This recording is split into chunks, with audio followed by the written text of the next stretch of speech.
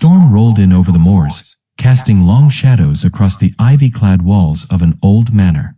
Inside, the fire crackled in the hearth, and the scent of bergamot and old books filled the air. The bridge table was set, not for a casual game, but for a lesson. Uncle George, silver-haired and sharp-eyed, leaned forward, a rare glint in his gaze. "Before we play," he said, "let me tell you a story. Not from bridge, but from war." The room stilled.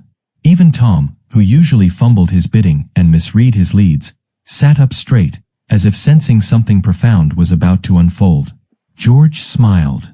"It's from ancient China, the Three Kingdoms era." A brilliant strategist named Zhuge Liang faced an impossible task. He needed 100,000 arrows for battle, but had none. His enemy, however, had plenty. He paused. So what did he do? On a foggy night, he sailed a fleet of thatched boats toward the enemy camp. The enemy, seeing shapes in the mist, unleashed a storm of arrows, thousands of them, flying into the straw-covered hulls. A soft gasp from Marjorie, who had just penciled in Zhuge Liang in her crossword. George continued. By dawn, Zhuge Liang returned, not with blood but with arrows. He hadn't fought. He hadn't stolen. He had borrowed them from his enemy with their own hands. He looked around the table. And in bridge, sometimes, the greatest plays aren't about strength. They're about invitation. About letting your opponent help you win. Then he laid out the hand. The contract, 6 hearts. No bidding from the opponents. West leads the diamond Q, and we may assume West also holds the diamond J and diamond 10. You are South, declarer in 6 spades. You win the first trick with diamond A. You lead a round of trumps, hearts, and everyone follows.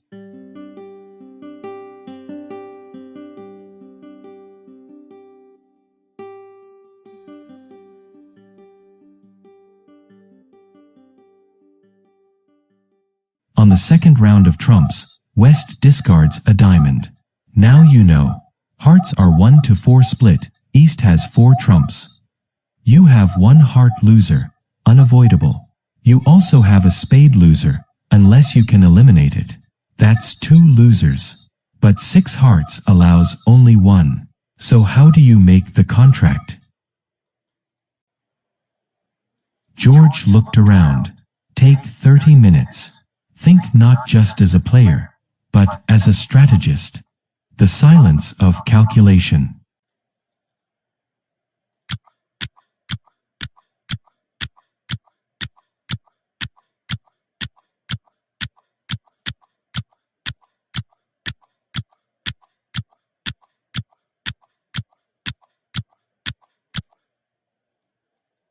Timmy stared at the layout. The answer wasn't in brute force. Cashing the third heart now would waste Dummy's last trump and leave his spade loser stranded. Andrew, his partner, murmured, "We can't pull all the trumps, so we must use the one we have, wisely." Bartek, the self-styled built-cliff coup expert, tapped his pen.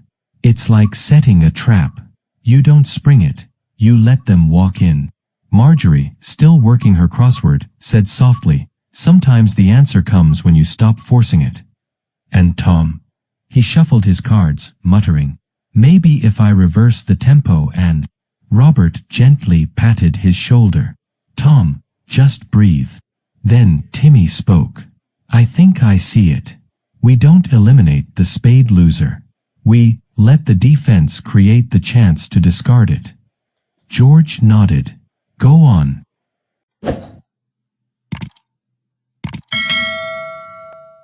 Subscribe our channel for more videos. The Zhuge Liang Coup, step by step. The screen lit up. The hand came to life. 1. Win the diamond A, then cash 1 round of hearts. Everyone follows. Second round of hearts. West discards a diamond, 1 to 4 split confirmed. Do not cash the third trump. Save Dummy's last heart. 2. Cash the spade K. Establish control. Then lead a small spade to your hand, south. Now you're set.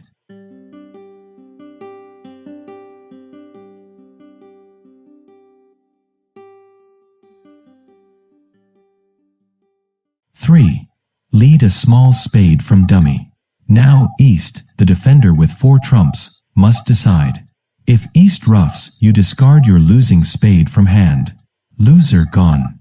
Contract safe. If east does not ruff, you win in south.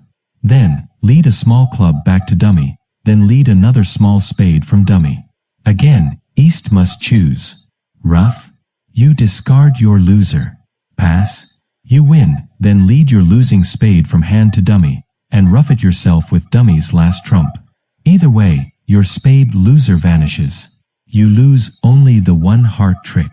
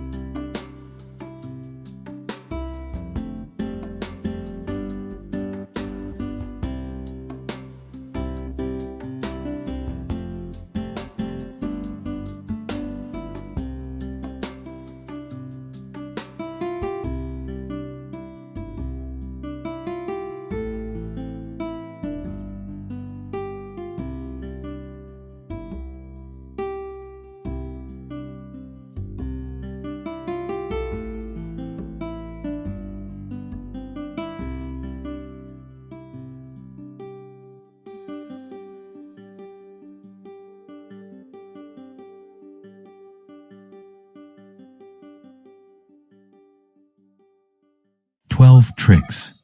Slam made. The essence of the coup. It's not a finesse, said Robert. It's not a squeeze. It's invitation. Bartek stood. I've seen many coups. The Vienna coup. The Deschapelles. But this is different. He turned to the group. This is the Zhuge Liang Coup. Because just like the great strategist, we didn't take the trick. We let the enemy hand it to us. Andrew smiled. We didn't ruff our loser with our own trump. We borrowed the opponent's trump to get rid of it. Timmy whispered, we used their strength to fix our weakness.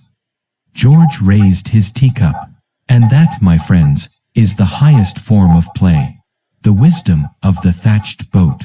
In war, as in bridge, George said, closing the hand, the master does not always act. Sometimes he simply creates the conditions in which the opponent acts, and in doing so, delivers the win. Marjorie looked up.